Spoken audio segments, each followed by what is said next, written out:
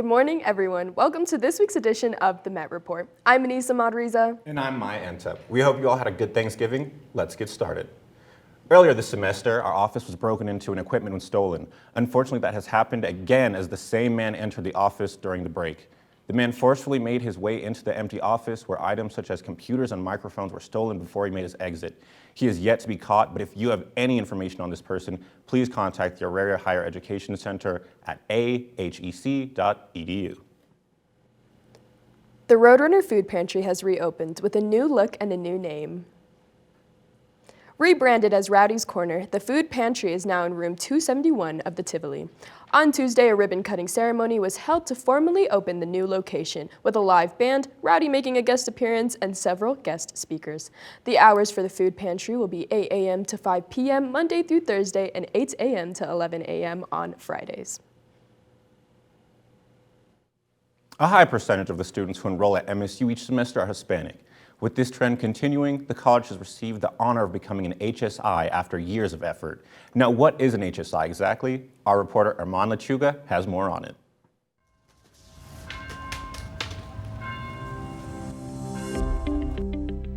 Every semester, the Metropolitan State University of Denver opens its doors to receive a diverse group of students.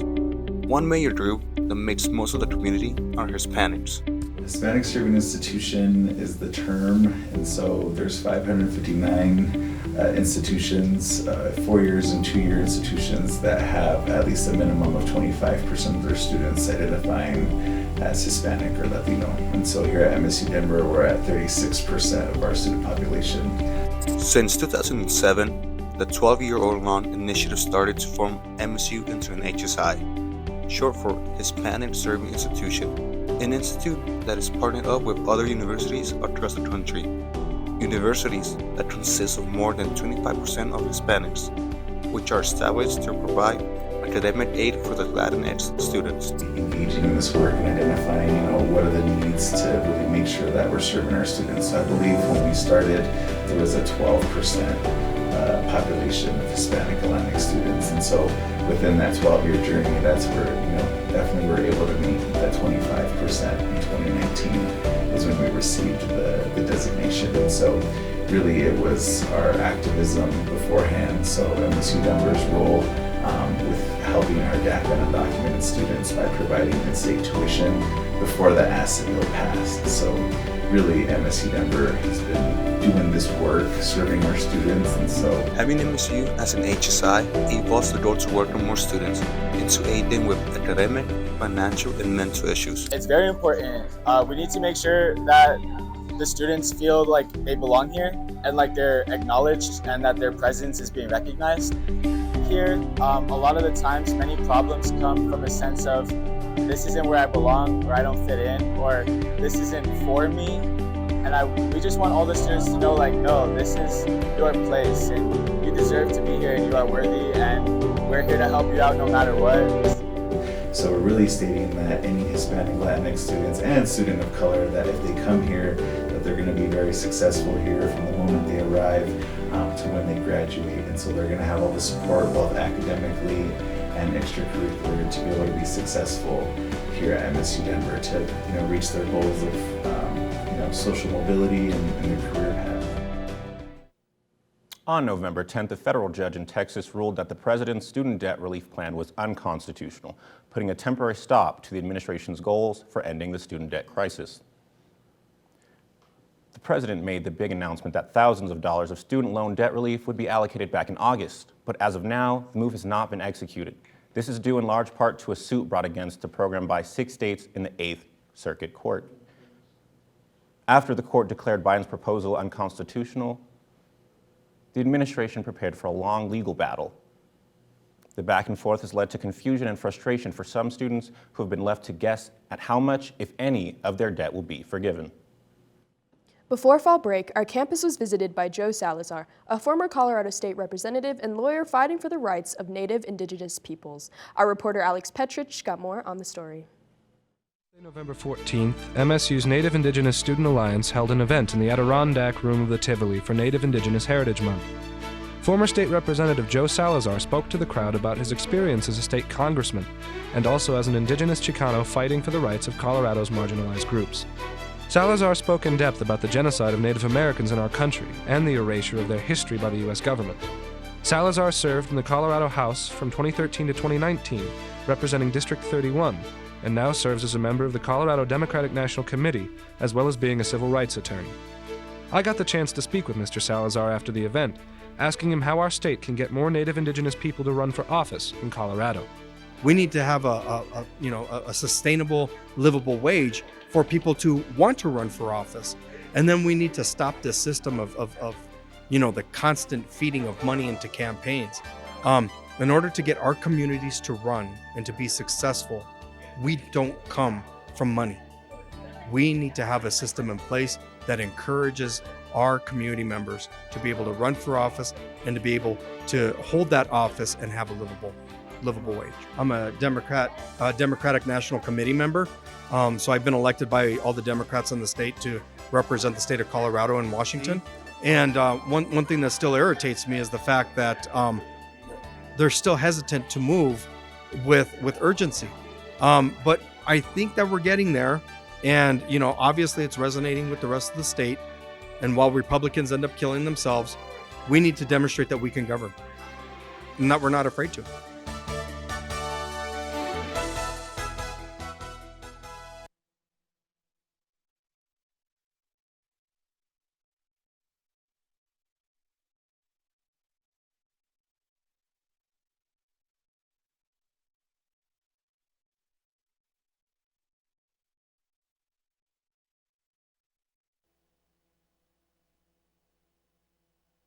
Dad? Being a dad can be transformative, but also a lot of fun. Help prepare your little monster for the outside world. Encourage their interests. Support their growth. Walk them through new relationships. He's perfect. Whatever you say. And prepare them to stand on their own 2 feet. So much of the good in my life is because of you. Never stop being a dad.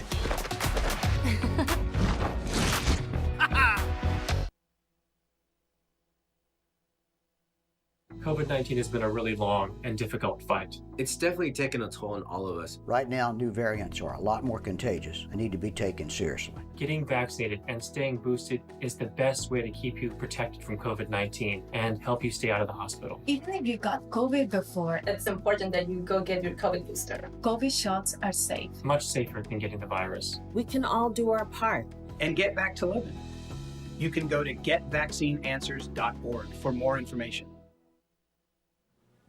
On the night of November 19th and early morning hours of November 20th, Colorado Springs saw its worst shooting in years. This time at a gay bar and event center called Club Q.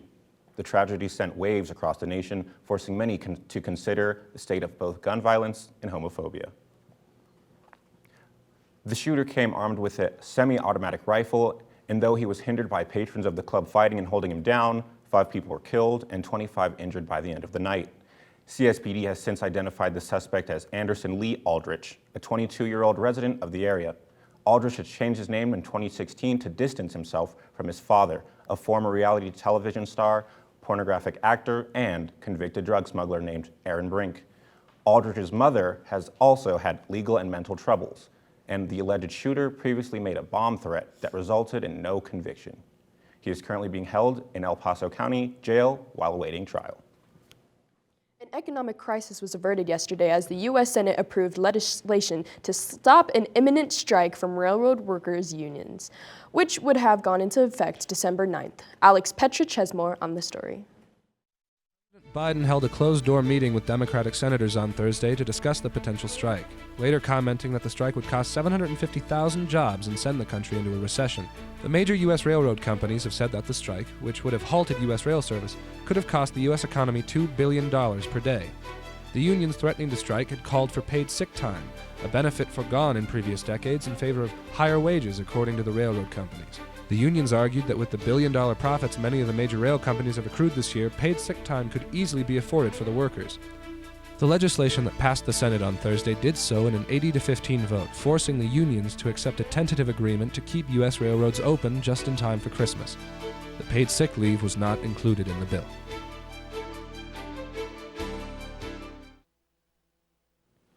If you want to see students creating and performing art, then don't worry, MSU Denver's jazz band has you covered.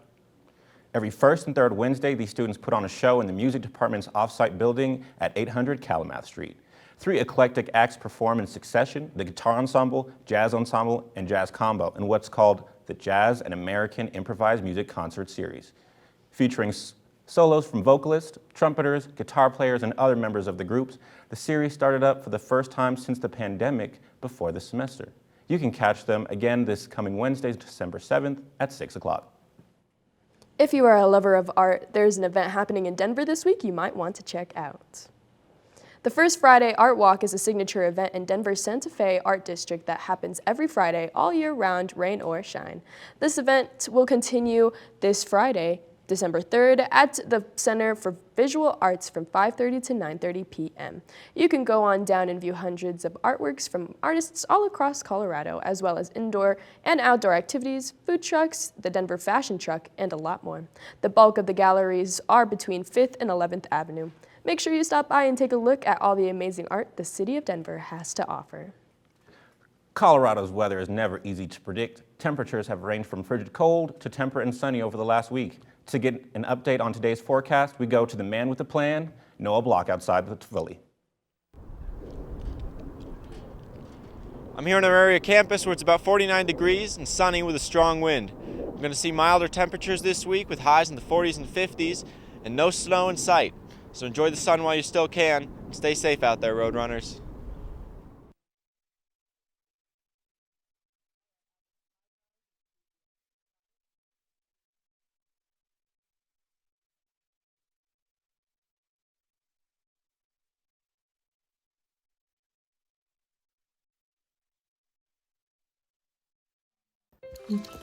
Okay, here we go. 3, 2. 3, 2, 1. COVID-19 has been a really long and difficult fight. So when we start talking about COVID, I completely get it. It's frustrating. We've all been impacted one way or another. The fight against COVID is also changing really quickly. And it's sometimes really hard to keep up. So here are a few things we know. We are not fighting the same virus from 2020. Right now, new variants are a lot more contagious and need to be taken seriously. Getting vaccinated and staying boosted is the best way to keep you protected from COVID-19 and help you stay out of the hospital. Even if you got COVID before, It's important that you go get your COVID booster. COVID vaccines are safe, Much safer than getting COVID-19. We all want this to end sooner than later. so go ahead and do things. Go out and live your life, but get vaccinated. Stay boosted. We can all do our part. And get back to living. You can go to getvaccineanswers.org for more information.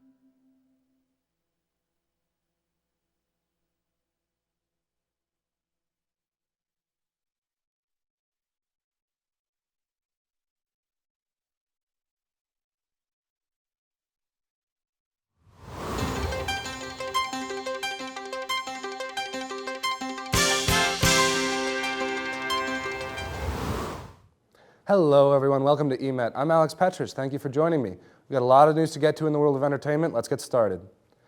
With the holidays coming up, everybody is busy preparing for finals, planning for break, but there's a controversial question under all of this. Is it too early for Christmas? Our reporter Anissa went to the streets to ask students their stance on this hot take. Hey guys, it's Anissa coming back at you with this week's holiday edition of EMET on the Street. And I'm on campus asking kids, is it too early for Christmas? Let's check it out. Alrighty y'all, is it too early for Christmas? No. No. I feel once it snows, then Christmas is good. Yeah? In certain ways, yeah. But that's mainly a food holiday. But Christmas, there's a bunch of elements to it. Yes. No.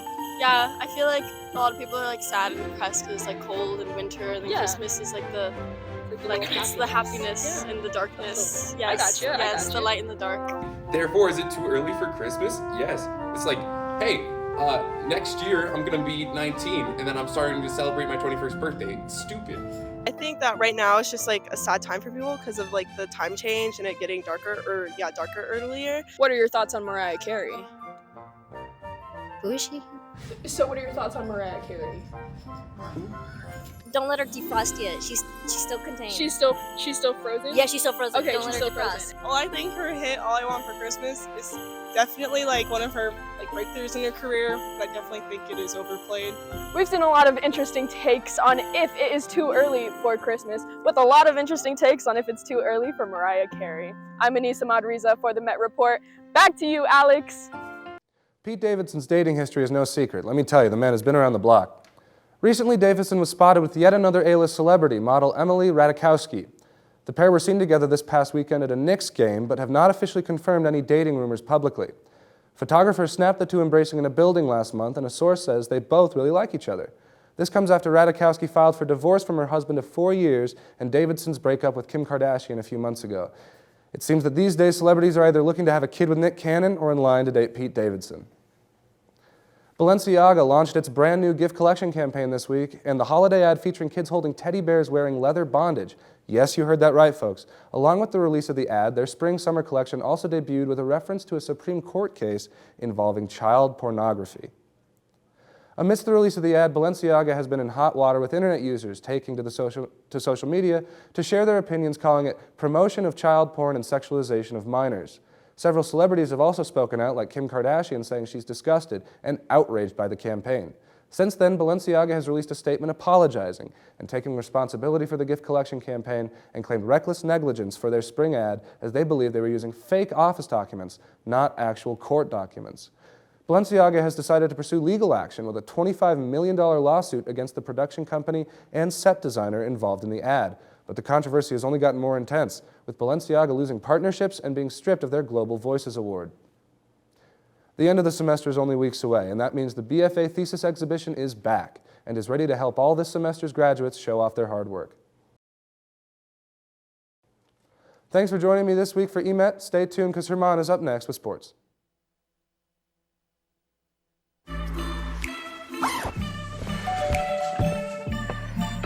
Yo, camping buddy. Okay, you guys ready? Dude, I thought you were driving. I thought you were driving. Oh, I never said I was driving. I definitely can't drive.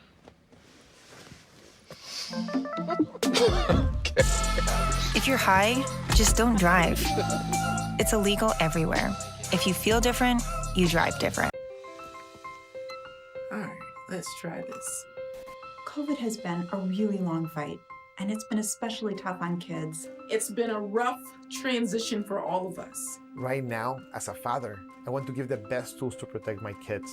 So what can we do to get back to that sense of normalcy? Every day, parents ask me if their child 5 and above should get vaccinated. The answer is absolutely yes. My own sons, who are 6 and 8 years old, had their COVID vaccine. It's an added layer of protection to keep kids from getting any type of severe illness or complications from a COVID infection. A lot of parents are also wondering if the vaccines are safe. Yes, it's safe and effective for children. Definitely safer than a COVID infection. Children get a smaller dosage than adults do.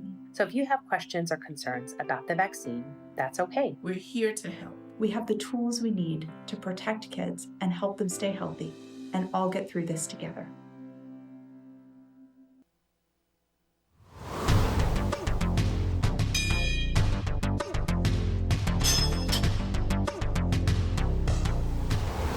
Hello, my friends. Welcome to the MetReport Sports. I'm Herman Lechuga. It's been a big week in the world of athletics. With the FIFA World Cup underway in Qatar, our reporter Will Martin went around campus and asked students who they're rooting for. Hey, thanks, Herman. I'm out here on the area campus trying to find students that have been watching the World Cup so far and to see what they think, who they're rooting for, and what to expect from the round of 16 coming up this weekend. Yeah, I've been watching the World Cup. I was rooting for Mexico, but now I have to kind of not root for them because they're out of the World Cup. So I've been rooting for Brazil. So probably like USA and Brazil. Yeah, what do you think of the game so far involving the USA and Brazil? They've been pretty good, man. There's a lot of good competition out there. It looks like they're really competing for their countries, having a good time. I actually have. I was rooting for Mexico until they were, eliminated by Saudi Arabia. But now I'm rooting for the U.S. I really want them to, advance and go far. No, it was pretty intense. It was really interesting to watch, especially I was watching the Poland game and the Mexico game at the same time just to see what would happen. So it was very, very intense. Yeah. I don't know who they're playing, but I think they have good chances. Yeah, you think they could go all the way? Yeah. I think they have a really strong squad. I'm concerned for Pulisic because I think he's hurt, or Pulisic. I don't know how you pronounce his last name. That's who I'm rooting for too. But I think they have a strong young team that can really go far. The U.S. I feel like their biggest competition was England in their group, and they really did really well against them. I'm excited for it. I don't really know what to expect. I think everyone's rooting for like Argentina to be like the biggest contender because of Messi, but I really hope Brazil, the U.S., and like, I don't know, I want it to stay in America. I don't want Argentina to win. It would be nice to see Messi, like, his hard work pay off for the World Cup, but I think we're going to see a lot of surprises from like African teams too. And that's Will Martin with Man on the Street. This past Thursday, Ball Arena hosted a career fair that catered to college graduates or soon-to-be graduates. The event was held on the club level and went from 3 to 5 p.m. Some of the organizations that had tables there included the Colorado Rapids, Denver Nuggets, and Colorado Mammoth. When the event concluded, participants were invited courtside to watch the Nuggets warm up before their game against the Houston Rockets. This was one of a kind experience that we hope you were able to take part of. This Saturday, some of the state's best high school students athletes turned a lifelong dream into reality, winning a state title. Loveland High will face Broomfield with a 4A state championship football game. For the 17-year state will be held at Empower Field. Gates will open to the public at 10 a.m. with a kickoff at 11. If you can't make it to the stadium to watch in person, you can also catch the action on Altitude or NFHS. This is a highly anticipated offensive matchup as Broomfield will look to attack through the air with their quarterback Cole Crew. Like Loveland, who will be running the ball as they add to their 4,000-plus rushing yard season. A reporter caught up with some of the players and coaches about opportunity to play at the highest level of high school football and what the game of football means to them personally. I think just the brotherhood and the leadership role that everyone's had to kind of take a step forward to. Obviously this is a great group of guys, special group of guys. You don't get to play at state often. So I'm looking forward to keep that. Two of the most storied coaches go head-to-head in the 5A title game tomorrow, when Cherry Creek takes on Baylor Christian for the third consecutive year.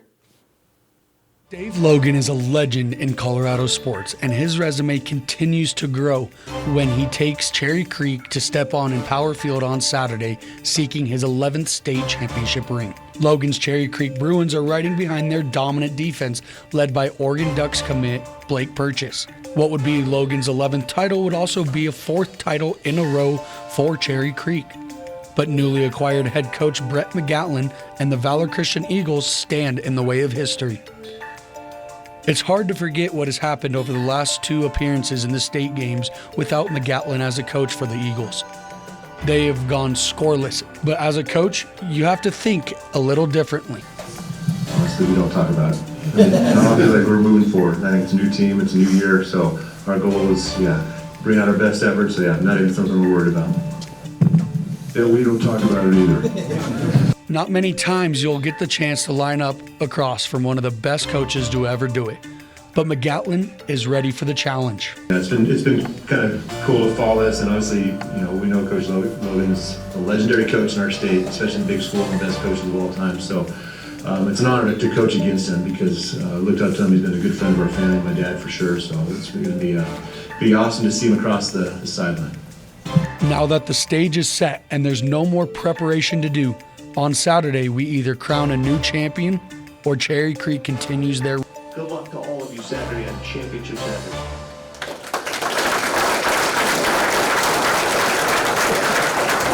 From Empower Field at Mile High, this is Trenton Sanders.